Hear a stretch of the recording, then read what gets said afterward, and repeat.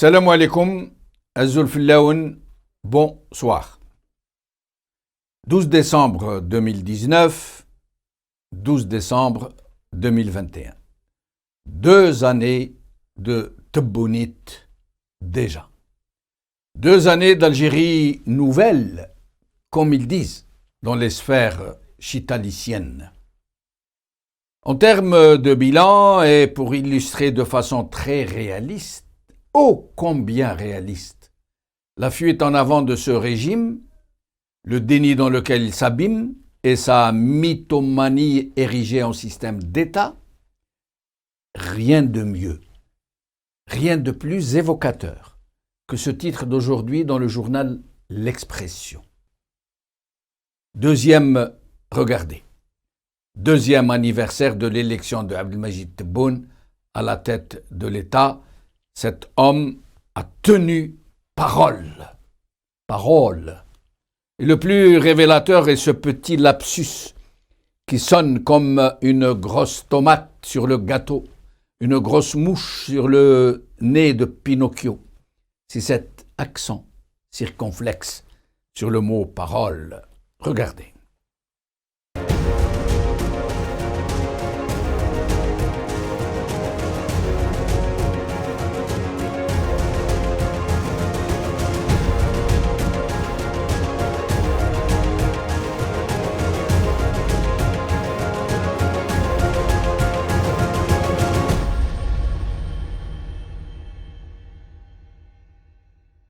Un titre de presse et un accent de circonflexe qui en disent long sur cette nouvelle Algérie. Une Algérie de plus en plus nouvelle, mais dans le pire sens qu'il puisse s'imaginer.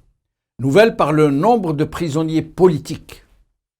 Nouvelle par les millions d'Algériens qui basculent dans la misère. Nouvelle par la subversion. Nouvelle par le rappel des criminels contre l'humanité qui avaient été mis à la retraite. Nouvelle par une guerre des clans qui fait rage. Nouvelle par son accélération vers l'inéluctable mur. Nouvelle par le maintien de sa gérontocratie, etc., etc. Que des paroles, paroles et puis encore des paroles.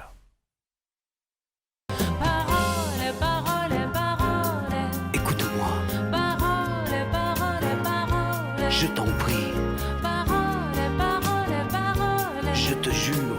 Parole, parole, parole, parole, parole, encore des paroles. Que doucement. ما تتكلم عن مسؤولين على مستوى دولي. في لقاءات تقول عندنا شبكة طرق بتاعنا ولا واحد Que tu es belle. Parole, parole, parole. Que tu es belle. Parole, parole, parole, parole, parole, encore des paroles. Que tu sais mon Et le Tebboune qui nous reproche de ne voir que le noir. جامعي و12 مدرسة عليا ما سمعيش الجزائر اليوم وما يسمعوا غير بالجزائر حتى بعض أبنائها ما عارفين قيمتها قبضتوا فلان وطلقتوا فلان لما تتكلم عن مسؤولين على مستوى دولي قارن الجزائر بالمحيط نتاعها تقول له عدنا وعدنا وعدنا يقول لك شيء غريب احنا عمرنا ما سمعنا بها ما تشبهش المحيط نتاعها شبكة الطرق نتاعنا ولا واحد عنده 75 سد مبنية في هذه البلاد وفيها اللي ما زالت سدود أخرى في البناء ما كانش اللي عارف باللي عندك 12 مليون تلميذ قارية كالية شاربة على حساب الدولة على حساب الميزانية واحد ما عارف باللي عندك 100 جامعة ومركز جامعي و12 مدرسة عليا ما سمعيش بها هما يسمعوا غير بالجزائر اللي علاه قبضتوا فلان وطلقتوا فلان ودرتوا فلان هذا هو قارن الجزائر بالمحيط نتاعها ما تشبهش المحيط نتاعها. Ok, Monsieur le Président de la République algérienne, démocratique et populaire, ministre de la Défense, chef suprême des forces armées. Ok, on est d'accord, on ne voit que le noir. Aya Ma'lesh, Sidi. Alors, montrez-nous une seule de vos réalisations qui soit rose, qui soit bleue, qui soit salutaire, qui soit positive. Une seule, une.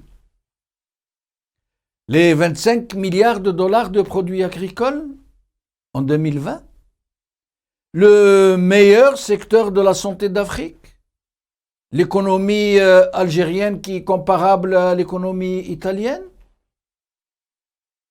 les 6% de croissance peut-être, ou les meilleures réalisations de l'histoire de l'Algérie sous la gouvernance Tebboune, ou Tebboune le président le mieux élu de l'histoire de l'Algérie. Sinon peut-être la force de frappe, la puissance régionale, le couffin du Ramadan, la prime du Covid attribuée aux soignants, l'allocation chômage attribuée à tous les chômeurs, la saisie de cocaïne restée sans suite, la récupération de l'argent volé au pays, l'explosion du chiffre des harragas, les pénuries de liquidités financières, la monnaie, les liquidités de monnaie, les pénuries d'eau, de patates, les inondations. Alors quoi? Oui, monsieur le président de la République algérienne démocratique et populaire, ministre de la Défense, chef suprême des forces armées.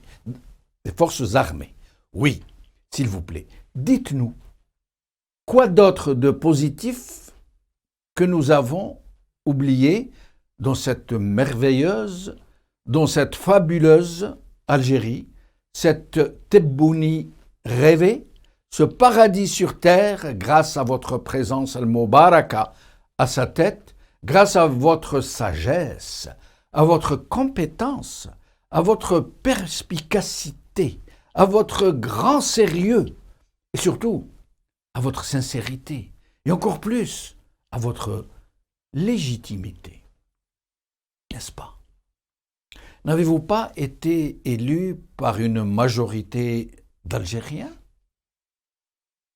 Les élections qui vous ont porté à la magistrature suprême n'ont-elles pas été les plus transparentes et les plus sincères depuis l'indépendance?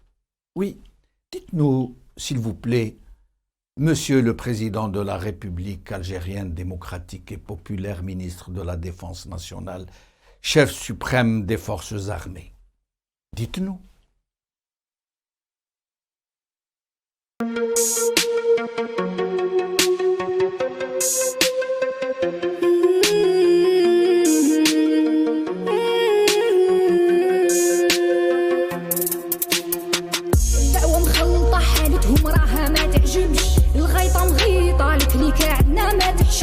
شبيبة نايضة راو داير روحو ما يسمعش المزبلة واجدة والتاريخ يا خو ما يرحمش الخمسة ماكلات صفحتكم ما نطوات معول تخلطها وتخلي فيها غير الفتات الأميمة ما نسات بدتها اللي نشوات 10 سنين تيروريزم وزدتو 20 ما كفات زوالي ولد بلاد جدو كي جدي عليها مات يا الخاين ما قتبك من يدك هربت ما ولات تروح وقاع تطير وقاع ويبقى غير الحجر في القاع يا مالك الضيبع بقرت لي تماما تنباع توكسيك توكسيك راها توكسيك الحالة مخلطة ويقول لي خديك من البوليتيك توكسيك توكسيك راها توكسيك تتنحو قاع فيك من غير بوليسيون باسيفيك يا بنتي ما نهناش ملكية ما نهضراش واش ما خسرناش في بلدة العياش شبيبة ما تعياش على بلادي ما تفراش يا بنتي ما نهناش ملكية ما نهضراش واش ما خسرناش في بلدة العياش شبيبة ما تعياش ولاش سماح ولاش توكسيك راها توكسيك الحالة مخلطة ويقول يخطيك بالبوليتيك توكسيك راها توكسيك تتنحو قاع بيك من غير بوليسيون باسيفيك خفنا عليها زمان من الغلطة نتاع زمان غصة في قلب سكتنا باش تبقى هي ثمان Nous sommes désolés pour ce problème technique qui est survenu. Vous deviez voir lors de cette présentation, le journal L'Expression, la une du journal L'Expression qui parle de c'est l'homme qui a tenu parole de M. Tebboune. Et vous deviez voir aussi M. Tebboune nous chanter la fameuse chanson Parole, Parole. Malheureusement, il s'est passé un incident technique qui peut arriver. Ce sont les aléas du direct, comme on dit. Tebbouni nouvelle, 2 ans déjà, c'est le titre de notre émission d'aujourd'hui. Et pour en parler, j'ai le plaisir d'avoir avec moi depuis le Canada Adel Jabbar, analyste politique. Adel Jabbar, merci d'être avec nous. C'est moi qui te remercie. C'est toujours un plaisir d'être là parmi vous.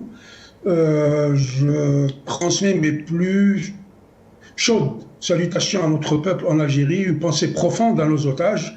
Et puis le fait que vous aviez eu cet incident technique, moi je suis très content parce que vous m'avez épargné un supplice. Ah ben, c'est bien de prendre du bon côté, c'est très bien. Alors, Anis El-Qama, analyste politique, qui est avec nous depuis Paris. Anis El-Qama, merci d'être là. Bonsoir, merci pour l'invitation, c'est toujours un plaisir d'être parmi vous. Je salue mes camarades qui sont sur le plateau et puis je salue aussi tous les techniciens d'Al-Mararibia, les gens qui nous suivent émission après émission en Algérie et tout le peuple algérien bien sûr. Et une pensée émue et à tous les détenus d'opinion qui ont dépassé le nombre symbolique de 300 aujourd'hui. Merci. Maître Majid Hachour, avocat et militant des droits de l'homme, qui est avec nous depuis Alger ou Tizi Ouzou, maître? Plutôt Tizi Ouzou, bonsoir. Bonsoir et merci d'être avec nous. J'ai un honneur et un devoir de saluer tout le monde. Merci beaucoup. Alors, maître Majid Hachour, justement, par rapport à ce que vient de dire Anis El-Qama, nous avons dépassé aujourd'hui le cap, le chiffre fatidique des 300 détenus en ce moment en prison. Depuis le 27 novembre, ce chiffre-là ne cesse d'augmenter. D'accord. Il faudra d'abord rappeler une chose, c'est qu'en 91, en décembre 2019, plutôt en décembre 2020, plutôt en décembre, le 12-12-2020, de 2019. En 2019, le 12-12, le chiffre était on avait 91 détenus. Alors figurez-vous, les fameuses Injazat Raïs, on est passé à plus de 300 ces jours-ci. Depuis le 27 novembre jusqu'à maintenant, le chiffre ne cesse... Alors 300, c'est le chiffre des... Moi, je ne dis pas détenus d'opinion. Moi, je dis des prisonniers politiques. Et je m'explique d'abord avant de vous rendre la parole. Je n'ai pas votre spécialité ni votre expertise de juriste, mais je considère, par rapport au bon sens populaire, que détenu d'opinion est celui qui exprime une opinion qui n'est pas celle du pouvoir, qui n'est pas celle du système, et qui donc est incarcéré pour cela. Par contre, le prisonnier politique est celui qui exprime une aspiration à un état de droit, au retour de la justice, de la liberté, de la démocratie, et qu'on emprisonne pour cela. Et pour moi, c'est un prisonnier politique. Je vous laisse la parole, Majid Hachour. Étonnant parce que quand on sait que dans leur déclaration officielle, ils nient la présence de détenus politiques et de détenus d'opinion. Pour eux, tous les détenus sont uniquement du droit commun. Ils essayent par tous les moyens, d'enlever la casquette politique ou les motivations politiques aux détentions, afin de les rendre plus simples, plus normales. Ils normalisent même les détentions. C'est incroyable. Alors que on sait que depuis juin 2019, on sait que ces détenus-là sont emprisonnés à base de dossiers. Et là, j'enfonce une porte ouverte à base de dossiers vides, à base d'accusations ridicules, je le dis, je l'assume, des accusations ridicules qui n'ont ni queue ni tête. Ils surveillent les gens sur Facebook au lieu de faire... Alors écoutez ce que nous dit Monsieur Tebboune. Je suis désolé de ne pas pouvoir à chaque fois dire son titre officiel. Monsieur le Président de la République algérienne démocratique et populaire, ministre de la Défense, chef suprême des armées. Je ne peux pas parce que sinon ça va nous prendre l'émission. Donc je vais dire Monsieur Tebboune. Alors, nous allons écouter Monsieur Tebboune ce qu'il nous dit au sujet de ces prisonniers politiques. يقول لك يقولوا واش حبوا يقولوا اليوم اللسان سهل.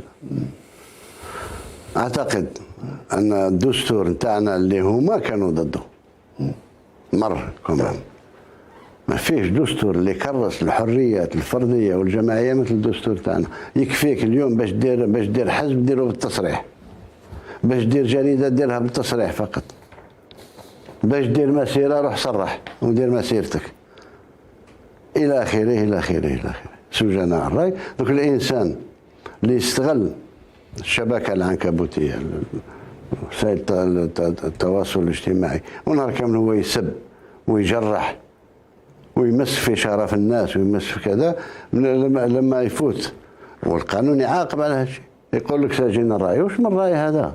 الرأي اللي يسب عنده رأي. اللي عنده رأي هو أنت تقول توري طريقة نتاع عمل، هو يجيب لك طريقة مخالفة، معليش خلي الأفكار تفوت والصندوق هو اللي يفريها بين البرامج تاع الناس. السب والشتم وهذه وراه سيستم. وما عندناش سجناء الرأي، ما عندنا واحد سجين رأي.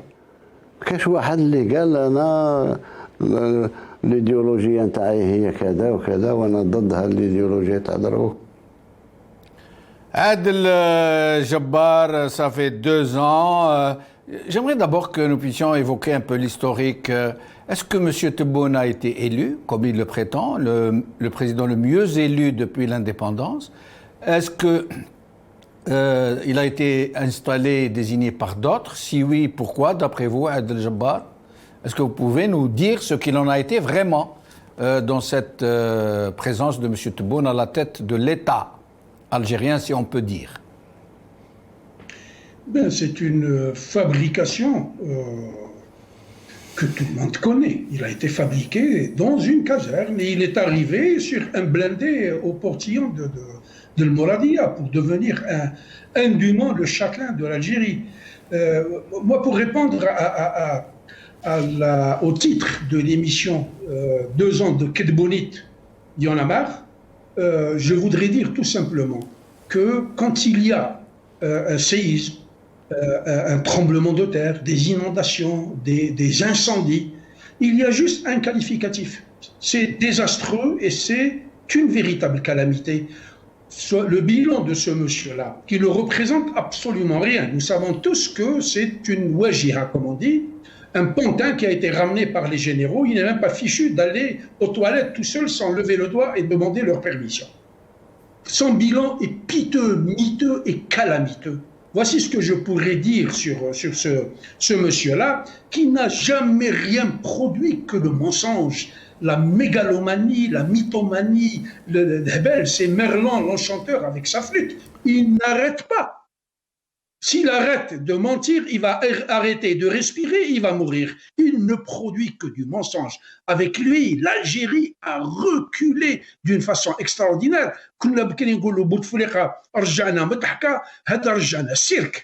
Cirque où il n'y a que des chimpanzés et des babouins. L'Algérie est dans une situation dramatique. Politiquement à l'intérieur, socialement, économiquement, culturellement, y compris religieusement, parce qu'ils sont quand même parvenus, grâce à leur politique, à leur police politique, à corrompre des imams, des gens qui sont censés prêcher la parole de Dieu. Sur le plan international, ce pays-là est isolé complètement.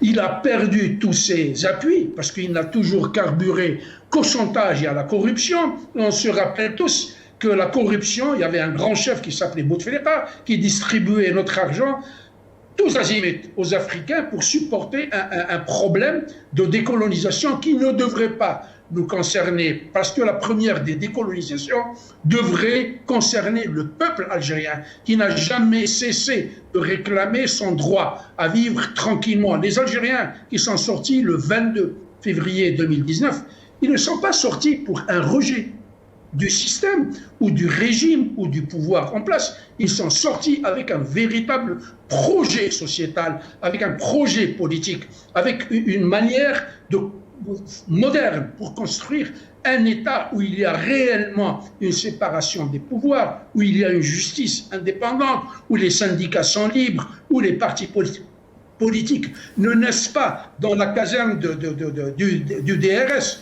Aujourd'hui, après l'arrivée de ce monsieur qui ne représente rien, qui laisse faire, parce que lui-même est soumis, il est soumis aux généraux qui décident, qui ont le véritable pouvoir. Lui, c'est une vitrine civile. Tout le monde va tirer un caillou, il va casser la vitrine civile, mais le problème réel, ce sont les gens qui sont derrière les rideaux. Et restez avec nous, Adel Jabbar. S'il vous plaît, si vous permettez. Oui. Avec ce monsieur-là, nous sommes rentrés de plein pied dans un régime gestapiste. La Gestapo est beaucoup plus tendre que les services de sécurité et de renseignement qui passent tout leur temps à ramasser des gens chez eux. Alors, je vais passer à chaque fois, nous allons passer à chaque fois une des déclarations de Tebboune, une des nombreuses. Il y en a tellement que nous en avons pris quelques-unes, presque au hasard. Elles sont toutes bonnes dans le sens que vous imaginez. Bien sûr, nous allons l'écouter maintenant, nous dire que les gens ne voient que le mauvais côté des choses, ils ne voient pas le bon côté des choses. الجزائر اليوم حتى بعض أبنائها ما عارفينش قيمتها. لما تتكلم مع مسؤولين على مستوى دولي في لقاءات دولية تقول له عدنا وعدنا وعدنا، يقول لك شيء غريب، احنا عمرنا ما سمعنا بها. شبكة الطرق نتاعنا ولا واحد عنده. 75 سد مبنية في هذه البلاد وفيها اللي ما زالت سدود أخرى في البناء، ما كاش اللي عارف، ما كاش اللي عارف باللي عندك 12 مليون تلميذ قارية كالية شاربة على حساب الدولة، على حساب الميزانية. واحد ما عارف باللي عندك 100 جامعة ومركز جامعي و12 مدرسة عليا ما سمعيش بها. هما يسمعوا غير بالجزائر اللي علاه قبضتوا فلان وطلقتوا فلان ودرتوا فلان. هذا هو. قارن الجزائر بالمحيط نتاعها ما تشبهش المحيط نتاعها. Anis Elkama, d'après vous, pourquoi Gaïd Salah, pour ne pas le citer, pourquoi a-t-il opté pour M. Tebboune? Gaïd Salah, rappelons-le, qui lui-même avait été choisi par Bouteflika pour des qualités que lui seul connaît, mais qu'on imagine. Hein. Et donc lui aussi, au moment où il a commencé à faire joujou avec l'Algérie qui est devenue sienne, pour installer quelqu'un à la tête de la nouvelle Algérie, il a choisi Tebboune. D'après vous, pourquoi? Alors, pour revenir à la genèse du désignement de Tebboune et de son imposition, il faut expliquer aussi, enfin vous l'avez dit, que Gaïd Salah a été mis en tant que chef des forces armées en 2004 par Bouteflika. C'était aussi un jeu qui a été fait entre différents clans. Et Bouteflika avait pour habitude de mettre des personnes incompétentes et manipulables à des postes clés autour de lui pour pouvoir faire le vide et pour pouvoir régner en maître. Ce qu'il a fait quand même pendant 20 ans, il faut le rappeler, jusqu'à ce que le peuple le dégage. À son tour, Gaïd Salah ne pouvait que compter sur une personne du sillage de Bouteflika, de l'aspect bouteflikien, pour pouvoir continuer la même politique qui était avant. Donc en réalité, je ne pense pas qu'il aurait pu opter pour une autre personne qu'une personne qui était elle-même ministre de l'Intérieur et aussi ministre du Logement, et tout en sachant toutes les corruptions et toutes les malversations qui ont été faites. Il y a plein de documentaires et de documents sur ça, dans l'ADL, dans la construction, etc. On peut imaginer aussi que parce que Tebboune a été, comme tous les autres, dans un système qui a baigné dans des affaires. Donc, c'est-à-dire qu'il est plus simple de gérer la relation avec quelqu'un et de pouvoir lui imposer un pouvoir illégitime et militaire en ayant des dossiers et en ayant des choses sur lui. Donc il faut rappeler que Tebboune est arrivé au pouvoir avec son fils qui était en prison pour une affaire de cocaïne. Donc qu'est-ce qui est plus simple que de manipuler ce genre de façade civile? Et peut-être aussi faut-il rappeler que Tebboune lui-même a été inquiété dans une grosse affaire de corruption, dans l'affaire Khalifa. Absolument. Qui s'est restée en suspens, l'affaire qui n'a pas été définitivement jugée comme elle devait l'être d'ailleurs. Bien sûr, c'est par rapport à l'argent qui a été mis dans l'OPGI. Donc il faut rappeler, c'est pour ça que j'ai parlé du secteur de la construction. Il avait mis de l'argent dans l'OPGI, alors que c'était normalement, traditionnellement, on met de l'argent public. Donc l'OPGI, c'est aussi dans le secteur de la construction, de la gestion de biens immobiliers de l'État. Normalement, lorsqu'on a un bien immobilier de l'État, on met cet argent-là dans une des banques étatiques et non pas dans une banque privée. Et de l'autre côté, il a bénéficié d'une carte qui n'était pas reliée à un compte bancaire. C'est ça le plus important. Une carte bancaire qui n'était pas reliée à un compte et avec laquelle il a utilisé, le chiffre s'élève à des dizaines de milliers d'euros. Et il a été écouté dans cette affaire-là, mais bien sûr, rien n'est arrivé par la suite. En tout cas, aucune sanction judiciaire. Juste pour revenir, je ne sais pas si vous voulez qu'on fasse le bilan maintenant que je parle des différents secteurs, ou est-ce que c'est une question qui reviendra après? Est-ce que je peux Oui, entamer, bien sûr. Sauf qu'on essaie de faire des tours de micro un peu dynamiques, mais vous pouvez y revenir tout à l'heure. Mais allez-y. Je vais faire très rapidement. La période Tebboune est une régression comme jamais l'Algérie n'a connue. Au niveau des libertés individuelles, on est revenu à avant 88, c'est-à-dire empiètement des libertés individuelles, plus de 300 personnes dans les geôles de la dictature, un retour en arrière dans la dernière constitution en termes de séparation du pouvoir, si bien qu'ils ont consacré énormément d'articles, encore une fois, plus que la dernière constitution. Ils ont donné plus de prérogatives au président de la République, sans contre-pouvoir et sans contrôle. Ils ont enlevé également la liberté de conscience qui était plus ou moins consacrée dans la Constitution qui était avant. Bref, je pourrais en parler. Et l'article 30, l'article 30 alinéa 4, qui a donné Absolument. un pouvoir réel à l'armée, un pouvoir politique réel à l'armée. Chose encore Chose plus qui dangereuse. n'existait Et pas. on peut parler aussi du code pénal de l'article 87. 87 bis, Qui oui. est un article digne des plus grandes dictatures à la nord-coréenne, à l'URSS, à la Stasi, à l'Allemagne de l'Est, qui criminalise complètement l'action politique.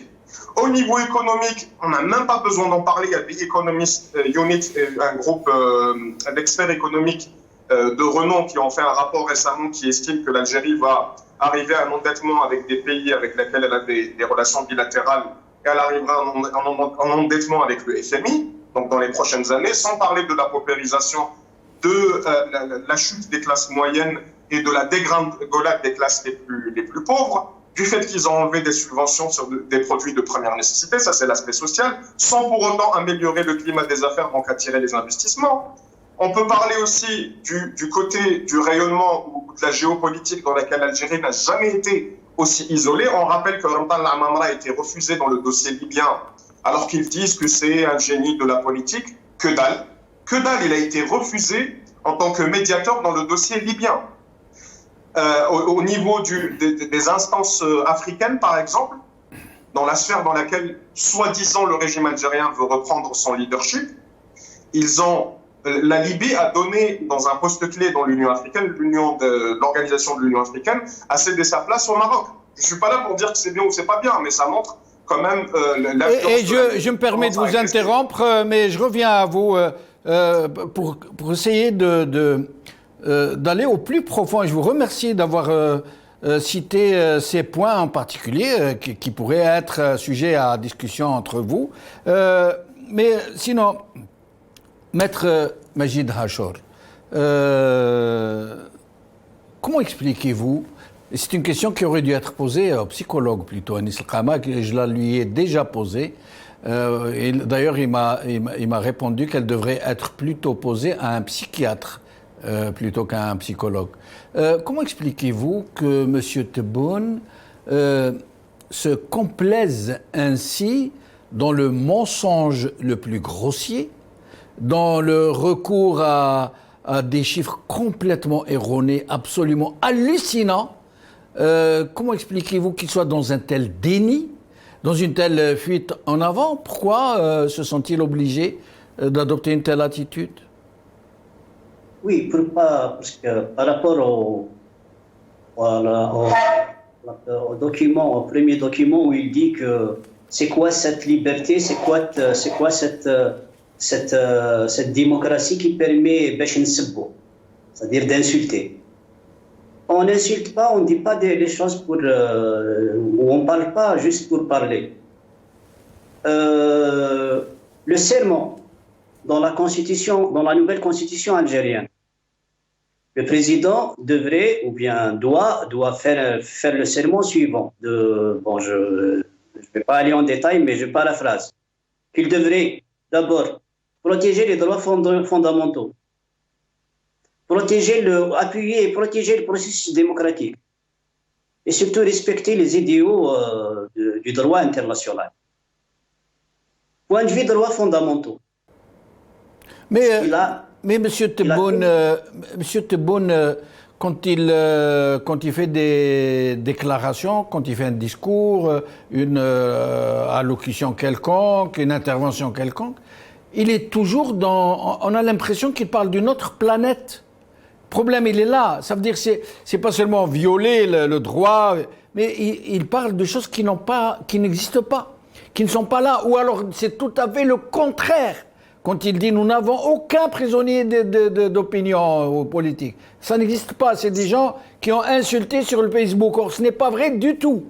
La plupart des 300 ont été emprisonnés parce qu'ils ont manifesté leur aspiration à la démocratie et à l'état de droit. Ça veut dire, comment expliquez-vous cette attitude de Tebboune qui est réellement inquiétante, qui est étonnante? Quand j'ai fait allusion au serment, c'est pour une bonne et simple raison. C'est que quand on manque à son serment, quelle crédibilité reste-t-il? Quel honneur reste-t-il? Quelle parole reste-t-il? Quand on jure, on lève la main droite en tant que président et on jure de protéger les droits fondamentaux. Où sont ces droits fondamentaux? Aujourd'hui, dans le procès renvoyé de Fethi Garras, on a vu... Fethi Garras, dont nous rappelons qu'il est le secrétaire général du MDS, d'un parti politique. La démocratie, c'est un secrétaire général d'un parti politique. Voilà. Quand, mesdames et messieurs, à présent, méfiez-vous de ce que vous dites dans les émissions télé et surtout dans ce que vous dites dans les conférences de presse. Parce que vous avez des gens, au lieu d'écouter, ils notent ce que vous dites. Ils vous prennent au mot. Et ils jugent de ce que vous dites. Fethi Garras a été mis en prison parce qu'il a déclaré que il y a des gens qui ont un fonctionnement à la France, à la française et à la française ou bien à la France coloniale.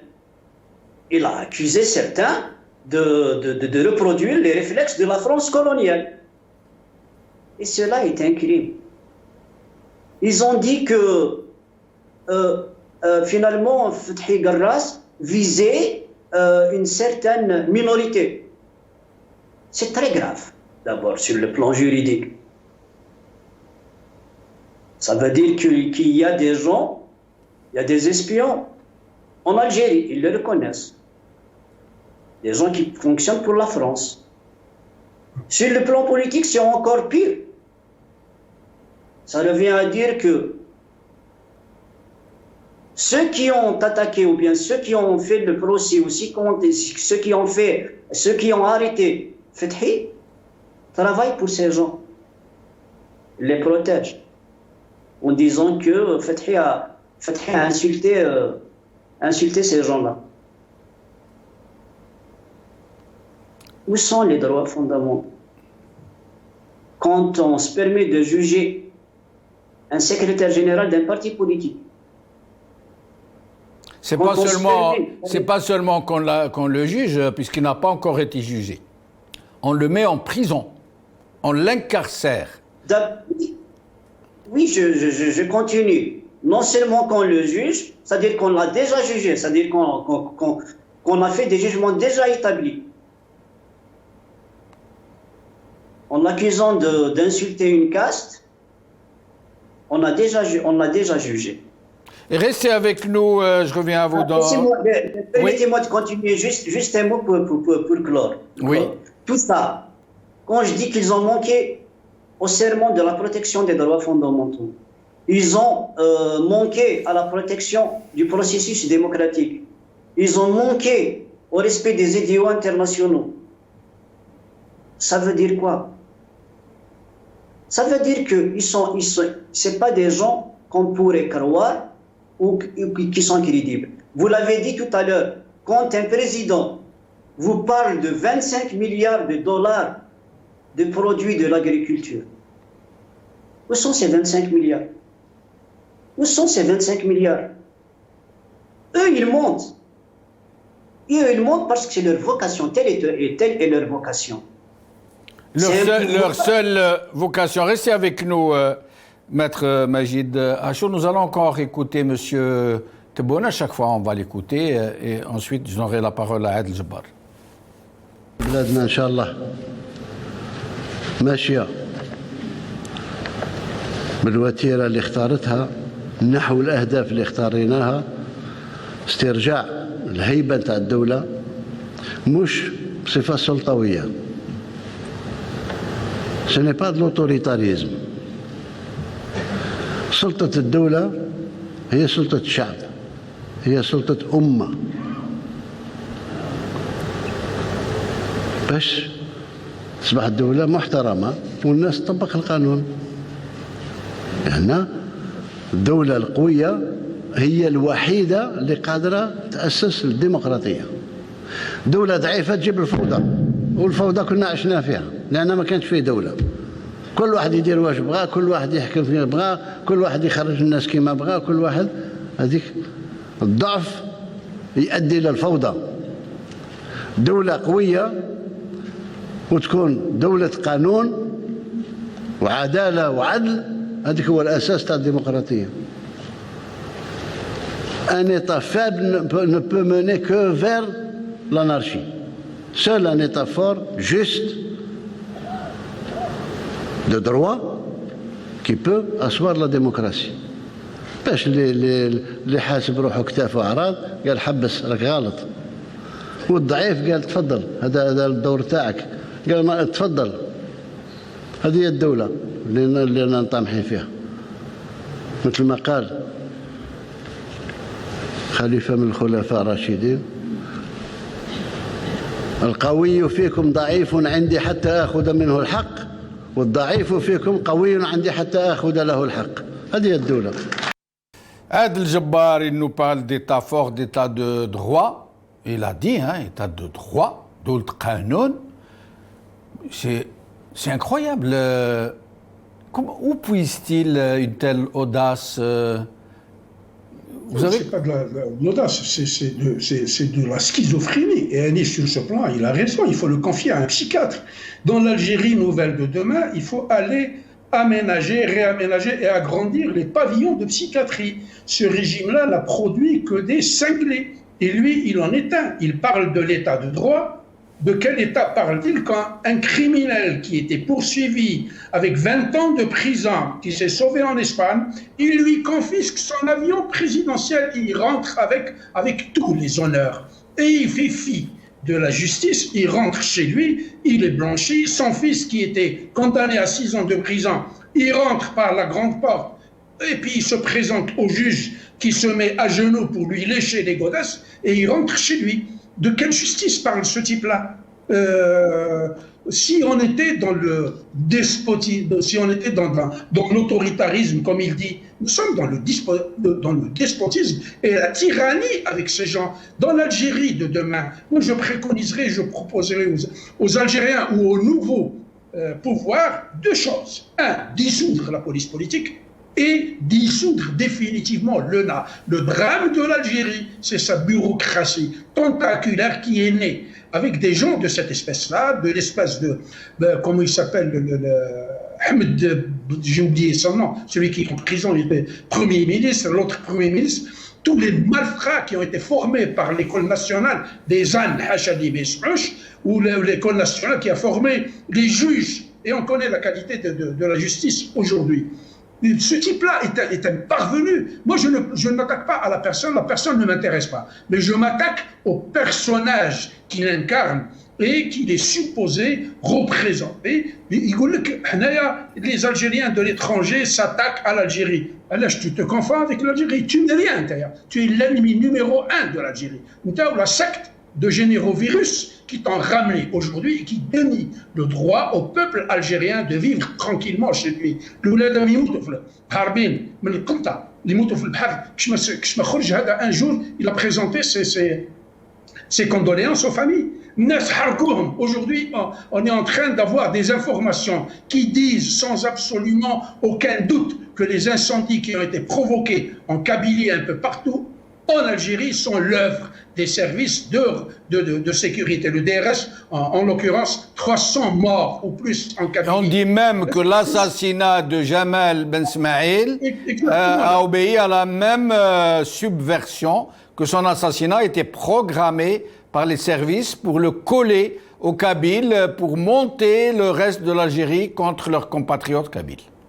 Définitivement, c'était le projet funeste du DRS, qui n'a produit que les crimes, la corruption, la prédation. Pour revenir à la question que vous avez posée, Alesh Kidboun et pas quelqu'un d'autre. Kidboun va partir, on va ramener quelqu'un de pire encore. Ce régime-là, il carbure, comme je l'ai dit, au chantage et à la rente. Ce monsieur-là a été ramené parce qu'il traîne des casseroles. Tout le monde sait dans quelles conditions il a dépensé les 50 milliards de dollars du programme de l'habitat. Son fils, il veut la justice. Incriminé dans de grosses affaires de corruption. Je ne parlerai pas de cocaïne parce que je n'ai pas de preuves et les gens n'ont pas de preuves. Ils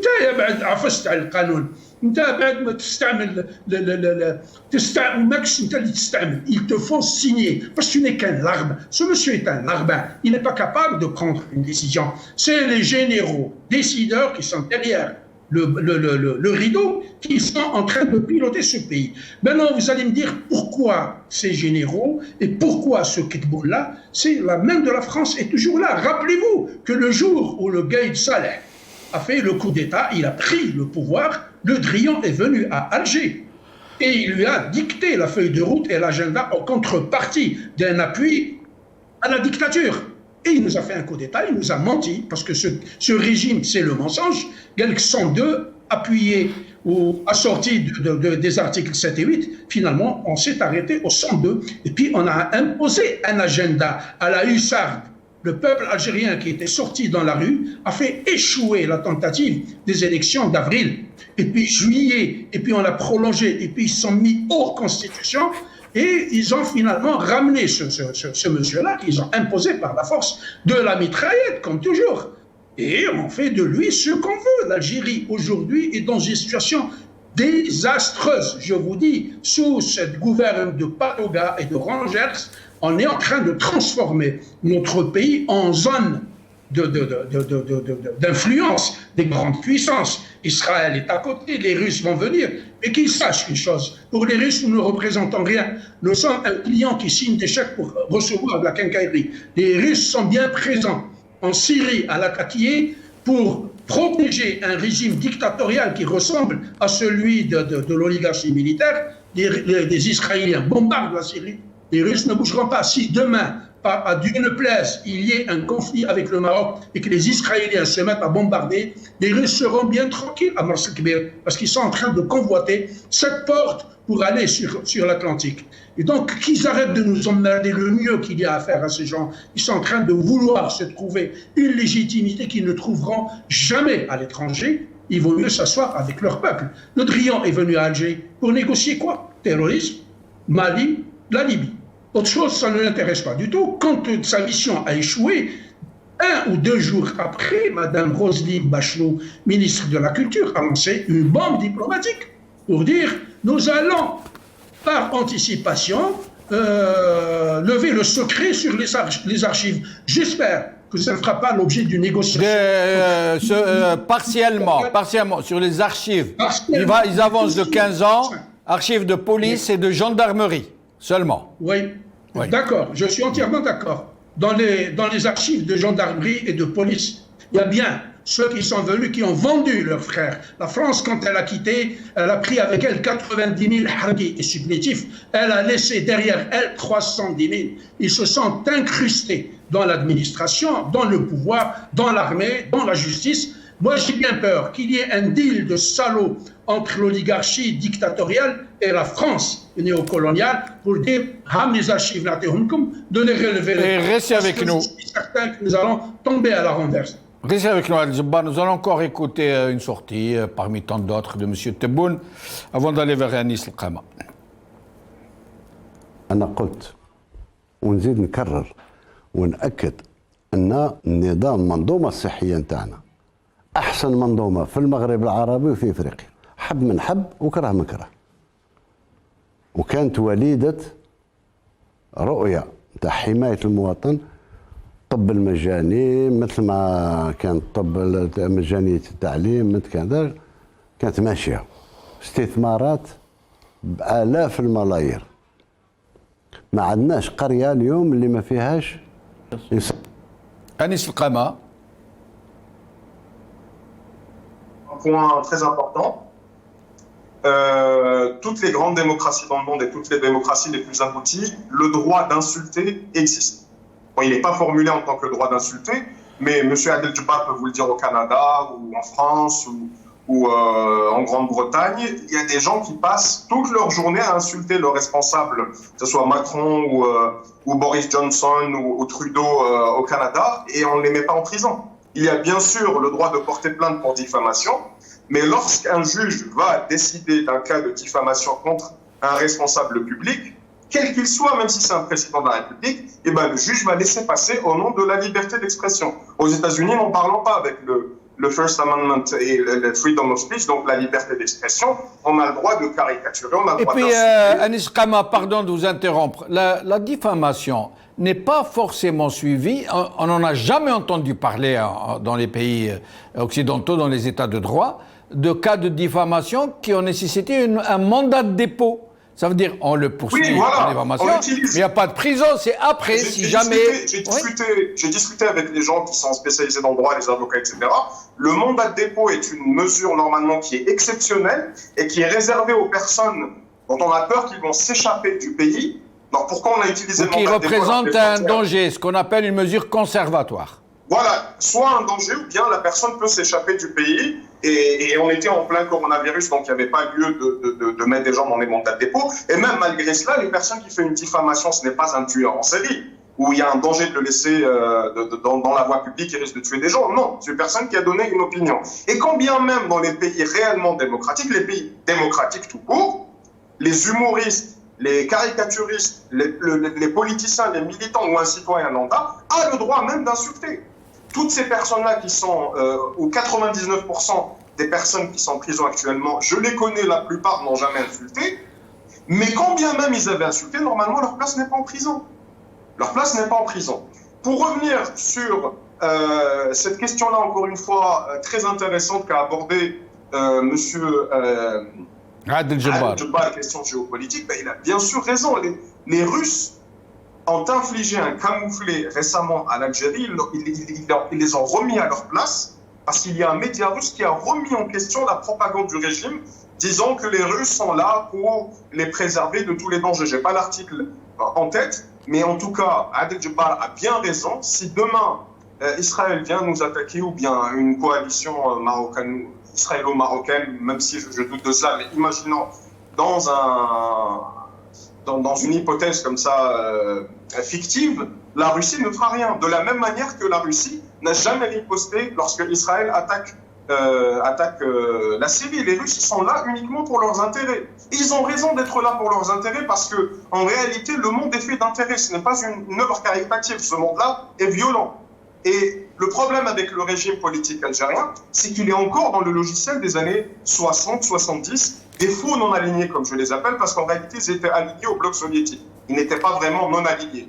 Le non-alignement, c'était pas vrai, c'était juste pour faire une soi-disant politique tiers-mondiste qui ne tenait pas la route. La plupart étaient alliés à l'Union soviétique. Bref, c'est un autre sujet. Mais en tout cas, juste pour faire tourner la parole rapidement, j'en ai parlé tout à l'heure, sur l'aspect économique, sur l'aspect sécuritaire, etc., mais aussi l'aspect identitaire et l'aspect culturel. L'Algérie n'a jamais autant vécu de tensions liées à son identité que depuis la période de Gaïd Saleh, Tebboune, que depuis ce duo. On n'a jamais vu dans une télévision nationale, même autant de Boumdine qui parlait des Kabyles en disant que c'était des racistes, on n'a jamais vu dans une télévision nationale des personnes parler de soif, attaquer une région frontalement. On n'a jamais vu cela. Et c'est arrivé avec Tebboune. Donc, ces tensions-là qui sont créées au sein de la société, en réalité, leurs origines, c'est le régime politique. Alors que les personnes, en 2021, vivent de mieux en mieux la diversité culturelle qu'il y a en Algérie. Et on a consacré l'unité nationale depuis le 22 février 2019, en parlant comme un seul homme, en parlant de l'unité nationale, en disant Khawa Khawa. Mais c'est ce régime politique qui veut diviser l'Algérie. Ce n'est pas les sionistes ou Israël ou le Maroc ou des choses comme ça. C'est ce régime politique qui a un réel danger pour la cohésion nationale. Et des exemples comme ça, je peux en citer beaucoup. Il parle de pays autoritaires. Il dit Tebboune que nous ne voulons pas être un régime autoritaire.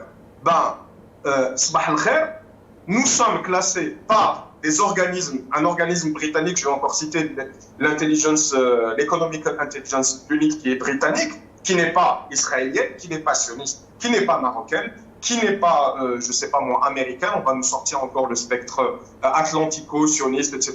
contre l'Algérie. C'est des Britanniques. À moins que les Britanniques sont devenus israéliens, on ne le sait pas. Bref, ces économistes-là qui sont dans tous les pays du monde, ces experts-là plutôt, en différents secteurs, ils ont fait un classement récemment des libertés individuelles et de la démocratie. Et nous sommes classés en 2020, puisqu'ils font toujours un classement une année en retard, en 2020 comme pays dictatorial, autoritaire, alors qu'on était considéré comme un régime hybride avant. Donc, même ces indicateurs-là, qui sont fournis par des agences qui n'ont rien à voir avec le Maroc ou Israël, etc., montrent qu'il y a une régression. Quand est-ce que ces personnes-là pourront comprendre qu'ils ne peuvent pas gérer ce pays et que leur place, c'est uniquement de sortir du pouvoir et de laisser les nouvelles générations aux commandes, parce qu'ils sont en train de nous mener droit dans le mur. Ils sont en train de diviser notre pays et de l'affaiblir sur tous les plans, sur le plan intérieur et sur le plan géopolitique. Alors, nous allons encore écouter M. Tebboune avant de donner la parole à Majid Hachor. مش بالقدرات تاع بلادها، يأمنوا بالقدرات تاع الغير. هما دايرين روحهم ما الجزائر قوة ضاربة. العالم كله معترف بالجزائر إلا بعض الجزائريين. كان نهار كامل هما يقزموا في البلاد، نهار كامل هما ينتقدوا، معليش الانتقاد بلاه، الانتقاد البناء يخليك يعني تفوت المراحل الأخرى، ولكن ما تقزمش بلادك. العالم كله عارفها باللي قوة جهوية، باللي قوة تجيب السلام في المنطقة، باللي قوة جابت توازنات في المنطقة. دولة اللي تخرج 250 ألف جامعي سنويا، بقى لي أنا ما نشكك في الشباب تاعها، ستارت اب، ميكرو انتربريز ولا غيرها.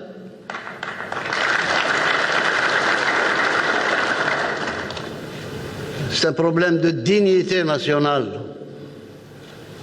Dignité nationale. واذكر الجزائر واسقى إن ذكر اسمها تجد الجبابرة ساجدين ركعا. هانا كبرنا هكا.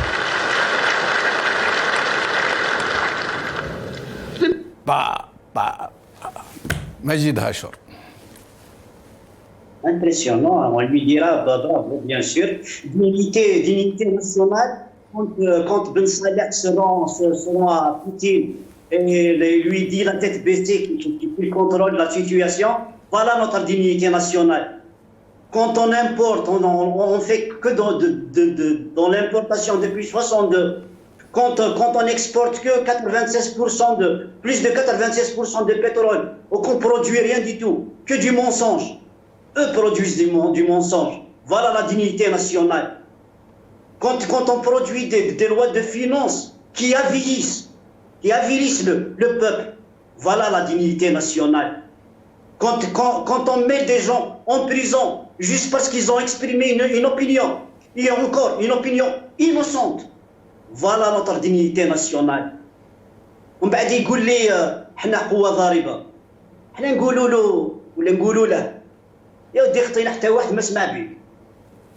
Et je le dis, il faut qu'on arrête avec ce réflexe qui dit que l'Algérie est le nombril du monde. On peut l'être. C'est pas défendu de rêver. C'est notre pays, on espère le meilleur pour notre pays. Mais on n'est pas le nombril du monde. Et dans ces conditions-là, on ne peut pas l'être. On veut s'insérer dans ce grand village par le biais de la mondialisation. C'est pas une recette, mais une démarche. Mais respect des droits fondamentaux, état de droit, justice indépendante, démocratie, pour libérer un tant soit peu les énergies. Et le peuple algérien a de l'énergie, ça c'est pas du chauvinisme, c'est une vérité. Si on libère le peuple, quand le peuple est libéré et qu'il est capable de miracles, c'est pas du populisme. Regardez le génie populaire depuis 2019 jusqu'à maintenant. Regardez le génie populaire quand on les libère. Regardez, c'est les énergies des jeunes quand on les libère. Voyez le match d'hier. C'est juste un exemple. Je ne peux pas constituer, mais c'est juste un exemple. C'est l'exemple et le symbole d'un Algérien libéré. Qu'est-ce qu'il pourra faire pour son pays? Mais là, dans ces conditions, on n'a respecté ni la dignité. On ne peut pas être le nombril du monde. Et encore moins, on n'est pas développé. On ne peut pas être développé dans ces conditions. Mais ces discours, Majid Hachor, ces discours de Tebboune, ils sont adressés à qui? J'ai déjà posé la question, mais je n'ai pas eu de vraie réponse qui puisse satisfaire tout le monde. Si c'est pour les Algériens, ça ne peut pas être le cas, puisque les Algériens connaissent la réalité des choses, j'allais dire, dans leur chair, dans leur quotidien, dans leur vie de tous les jours. Si c'est à destination des Occidentaux, les Occidentaux ont des services de renseignement qui font part du moindre détail à leurs États respectifs, pour ce qui est de l'Algérie. Ils savent tout sur l'Algérie. Donc, il est en train de parler à qui quand il dit de telles outrances, de telles énormités? C'est leur conception du peuple. Le peuple, pour eux, est juste un résident. Il y a que lui, mais surtout, il ferait bien... Je m'excuse. Il ferait bien de ne pas parler. D'ailleurs, Daroulna Kemamat. Kemamat, une réalité. Kemamat, c'était un truc moral. Maintenant, la bavette est devenue réelle. C'est-à-dire, au propre et au figuré. Pourvu qu'on ne parle pas. Voilà leur conception du peuple. Quant au peuple, à leur peuple, c'est celui de la nomenclatura, c'est celui des clans, c'est celui des clubs, du club des pins. Voilà leur vrai peuple. Et il s'adresse bien sûr à ce peuple-là. Parce que le peuple-là... Mais ce peuple-là, il connaît mieux que tout le monde la réalité. Les généraux, ils connaissent la réalité encore mieux que nous. Donc, ce n'est pas à eux qu'ils s'adressent, ce n'est pas possible. Ils s'adressent à eux. C'est ما يكذبوا على بعضهم. Quant à ce peuple, contre notre peuple, et ça fait belle lurette qu'il a divorcé avec ce pouvoir. Il y a un divorce beslas. Il y a aujourd'hui un divorce palpable, réel et consommé entre le peuple, le vrai peuple, nous le peuple, entre nous le peuple et eux le pouvoir. Alors, nous allons encore écouter M. Tebboune. Monsieur Tebboune. أخواتي وإخواني الجزائريين، شباب كهول نساء رجال، أن يهبوا كرجل واحد كامرأة واحدة نحو صناديق الاقتراع لإنجاح هذه الانتخابات، وحتى ندخل مساء اليوم إن شاء الله في الجمهورية الجديدة التي يطمح إليها كل جزائري وجزائرية، جمهورية الشباب، جمهورية الجزائريين الأحرار، جمهورية نظيفة متخلصة نهائيا من المال الفاسد ومن المفسدين، جمهورية لا يظلم فيها أحد ولا تشترى فيها ذمة، جزائر مثل ما أحلم بها الجزائر الشهداء الأبرار والمجاهدين الأخيار. إن شاء الله اليوم هو يوم أغر، ورسالة خاصة لأبنائنا وبناتنا وأمهاتنا وأخواتنا في المهجر. راكم شرفتوا البلاد، تآمروا عليكم ولاد الحركة، ولاد أوساريس، ولاد بيجار، ورموا خوتكم في لاسان في 11 ديسمبر 1960. اليوم حاولوا يديروا معاكم نفس الشيء، وراكم رجال واقفين ونساء واقفات، والجزائر ما تخلاش عليكم، وكل من مسكم أنا أتعهد شخصيا أنه يدفعها ويدفع ثمن غالي إن شاء الله. Adel Jabbar, je vais vous poser une question qui va peut-être choquer dans les chaumières, mais pas seulement, que je pense vraiment, je ne fais pas de la surenchère, je pense vraiment ce que je vais vous demander. Ça peut choquer, mais je vais le dire quand même. Je ne me rappelle plus de l'article sur l'empêchement. Avant, c'était l'article 102, mais depuis la nouvelle constitution, je ne me rappelle plus. Je crois que c'est l'article 97, mais je ne suis pas sûr, qui prévoit l'état d'empêchement. Ça veut dire lorsqu'un président est dans l'impossibilité d'exercer. Et c'est ce qui a permis un peu de pousser Bouteflika à la sortie, avec beaucoup de retard et beaucoup de réticence de la part du régime. Mais là, en l'occurrence, est-ce que cet article ne devrait pas s'appliquer pour M. Tebboune? Et je m'explique. Je ne suis ni psychiatre, mais le simple bon sens populaire montre que cet homme est dans une mythomanie pathologique. Il est réellement dans la pratique du mensonge et dans le déni qui indique, et je poserai la même question à Anis El-Khama, qui indique un état de dérèglement, de déséquilibre très grave de la personnalité. Et je crois qu'un tel personnage ne devrait pas tenir la destinée de tout un peuple entre ses mains.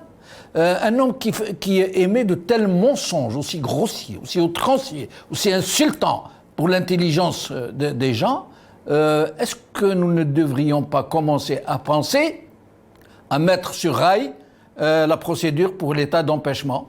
Adel Jabbar. Mais qui va mettre cette procédure d'impeachment, comme disent les Américains, ou d'empêchement? Le génie du peuple est extraordinaire.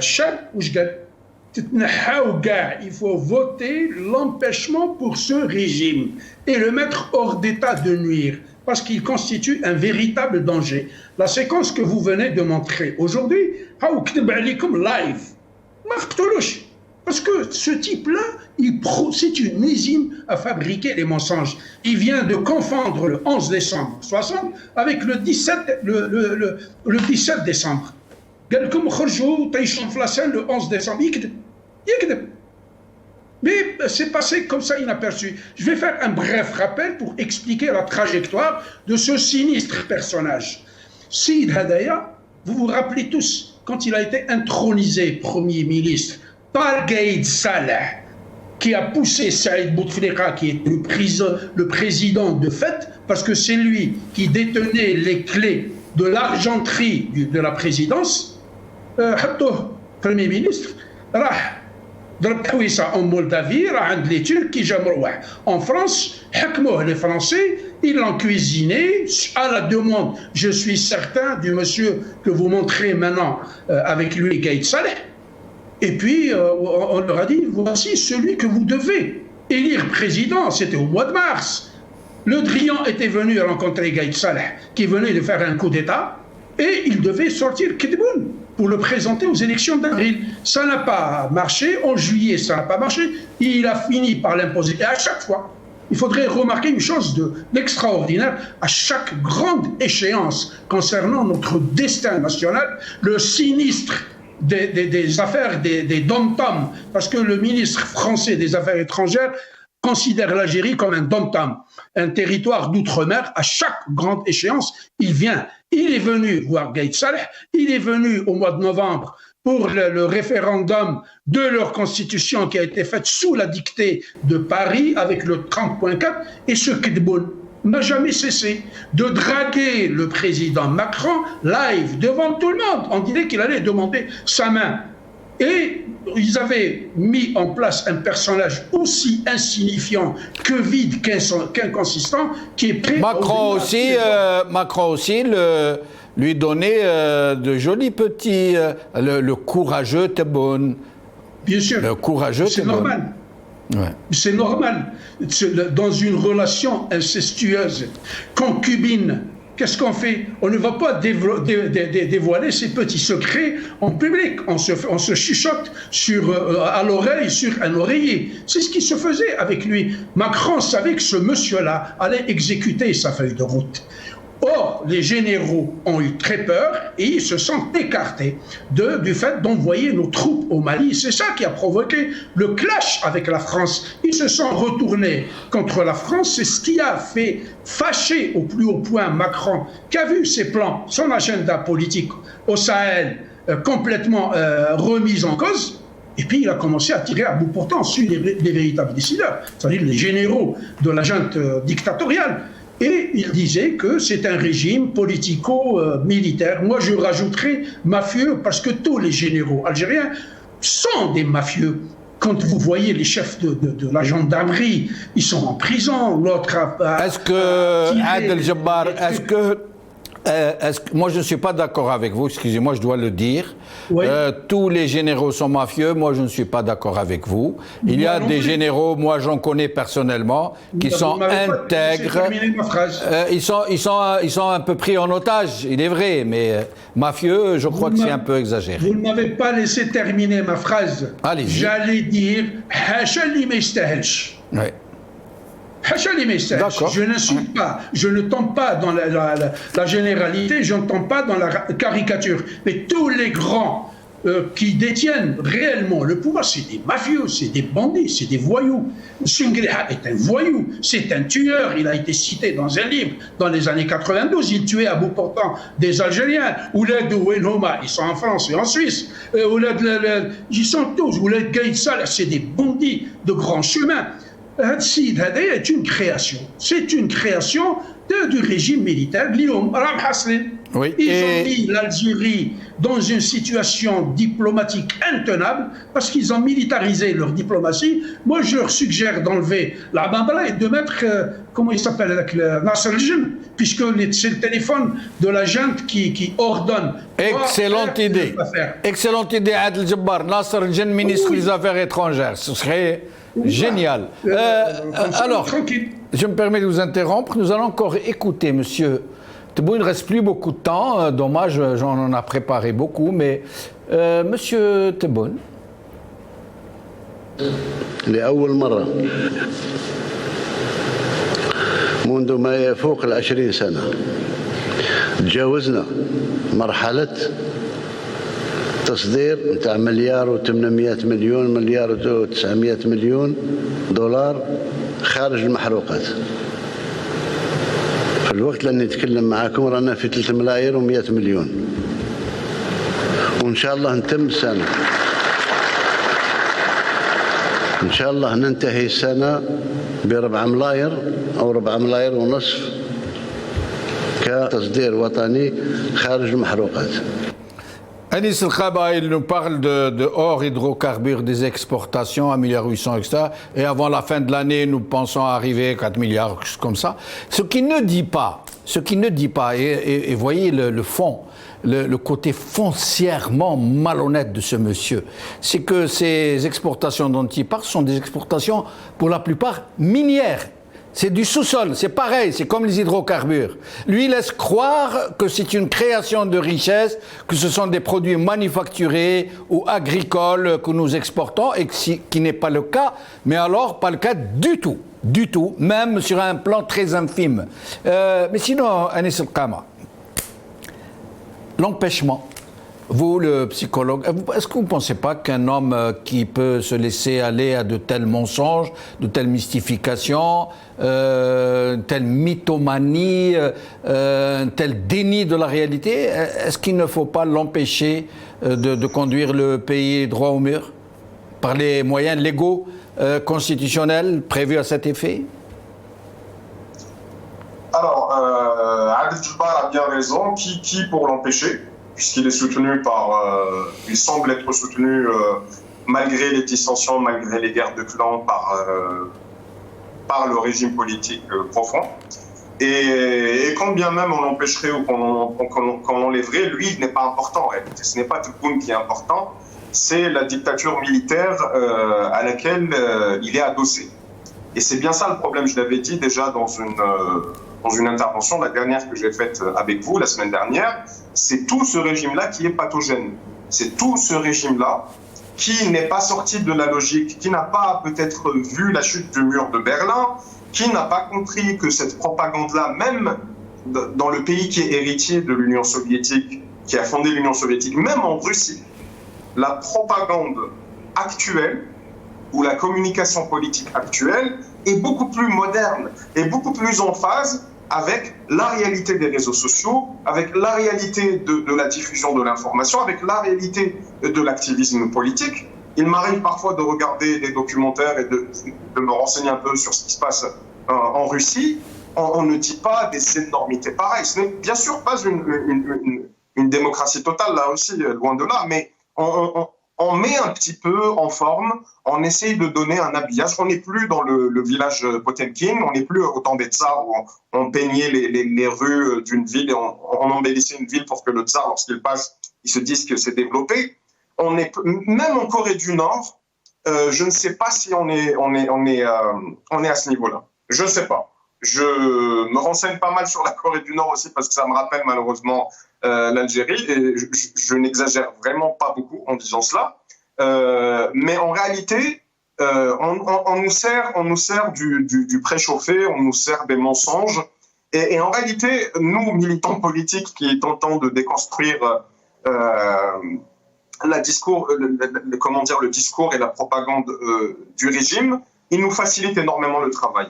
C'est pour ça que, pour revenir au sujet des insultes et des diffamations, bien sûr que dans les démocraties, on a le droit d'insulter, même le président de la République, mais je ne conseille pas, moi je n'ai jamais insulté ni un président, ni un responsable, ni un ministre. Je trouve que d'abord c'est pas élégant, mais après si les gens veulent faire de la satire ou des blagues, moi ça ne me dérange pas personnellement. Moi je ne le fais pas, c'est pas mon style de militantisme, même si je respecte la satire et les caricatures, etc. Mais en réalité, on n'a même pas besoin de les insulter. Ils s'insultent eux-mêmes. Ils s'insultent eux-mêmes. Et malheureusement, et c'est ça qui est le plus triste, c'est qu'ils insultent notre pays et sa renommée mondiale. Malheureusement, hier, juste pour faire un exemple, je discutais avec un ami qui habite en Californie, aux États-Unis.